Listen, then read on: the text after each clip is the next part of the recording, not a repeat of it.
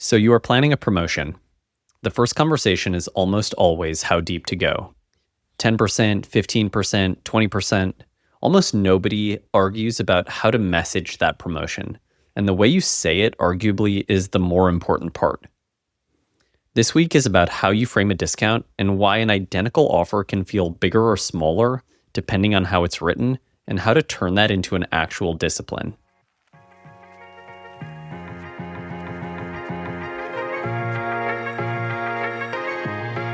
Hi, I'm Alex Orley, and this is Hard Margins, your weekly e-commerce brief brought to you by RetentionX.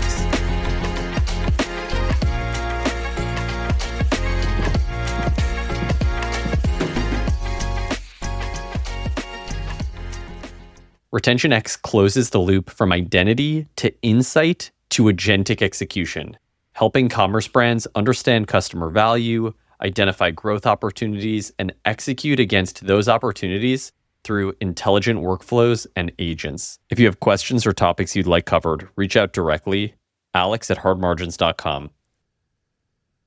This week, we're talking about discount framing, the gap between what a promotion costs you and what it feels like to the customer, and why those two things are almost never the same number.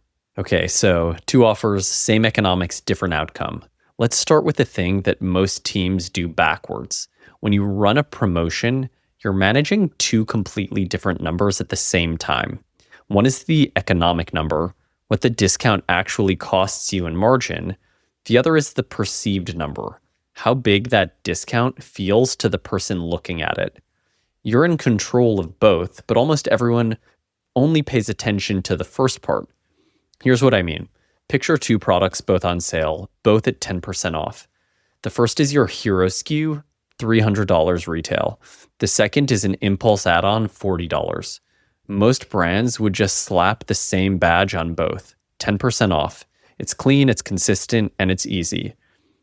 But your customer doesn't read those two the same way. On the $300 product, 10% off is abstract. It's a number that have to do the math to feel. If you say $30 off instead, suddenly it's concrete and it's high value. $30 is a thing. Now flip to the $40 product. $4 off barely registers. It feels like nothing.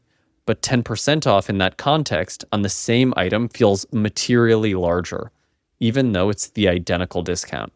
So you've got the same math on two products, and the format that wins completely flips depending on the price. That's the whole idea. You're not changing the value you're giving away. You're changing how the customer experiences it. This works because of something psychologically simple. Shoppers don't actually convert percentages into dollars or dollars into percentages in their head. They don't stop and do the arithmetic. They react to whichever version feels larger and more concrete, and they move on. That's it. This is why framing is one of the cheapest conversion levers you have. You're not spending more margin.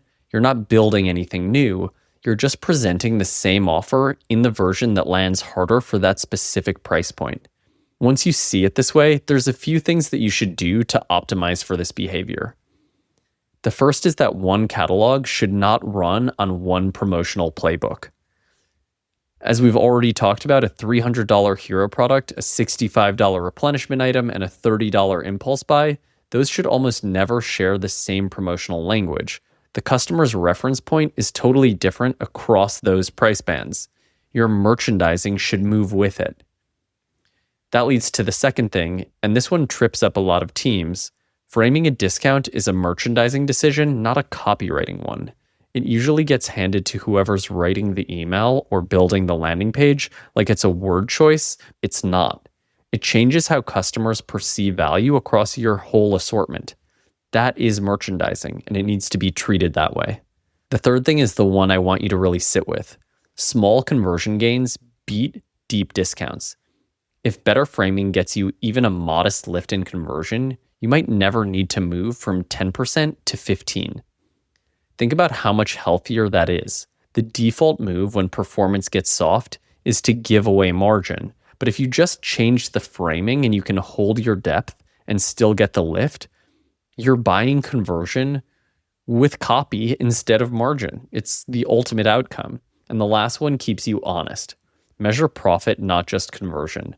A promotion that converts a little better but needs a much deeper discount to get there is not automatically the winner. The real scoreboard is conversion, CM1, payback, and what happens to repeat purchase rate downstream. The best offer isn't the one that wins at checkout, it's the one that wins on the long-term economics. So how do you turn this into something you run on purpose instead of a lucky guess buried in one email? Here's 5 moves. First, split your catalog into price bands. Stop evaluating promotions one product at a time. Group them into ranges. Impulse buys, replenishment products, hero products. Each band lives in a different part of the customer's head, so each one gets its own framing strategy.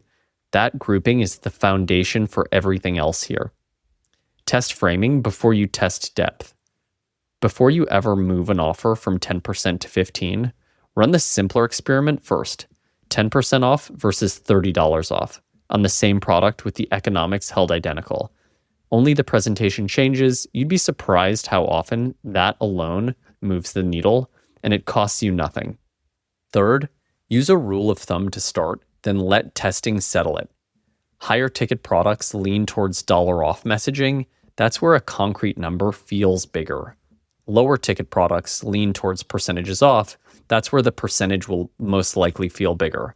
And right around your median order value is where it gets genuinely interesting, because that's the zone where both formats are close and you want to test them head to head. Build your promotion rules by product role, not one global template. Your hero SKU deserves one framing strategy, your replenishment products another, your impulse add-ons another again. The rule should reflect the product's price, its role in the catalog, the type of customer buying it, and where they are in their life cycle. One rule for the whole store is leaving money on the table. And lastly, judge every promotion by business outcomes. For each framing test, answer 4 questions. Which version improved conversion? Which version protected contribution margin? Which version drove stronger repeat behavior? And which version shortened payback? When you're answering those questions every time, promotion strategies stop being a creative exercise and start being an operating discipline. So here's where I'll leave you. Most brands think they're testing discounts. They're actually testing customer perception. The exact same economic offer can produce vastly different outcomes for no reason other than that customers process a percentage and a dollar amount differently. Your promotion strategy is not only about how much you give away, it's about making the same economics feel more valuable. And when you start testing framing by price band instead of just reaching for a deeper discount every time the performance dips, you'll usually find a better outcome. Higher conversion, healthier margins, just generally a lot less pressure to keep training your customers to expect bigger and bigger offers.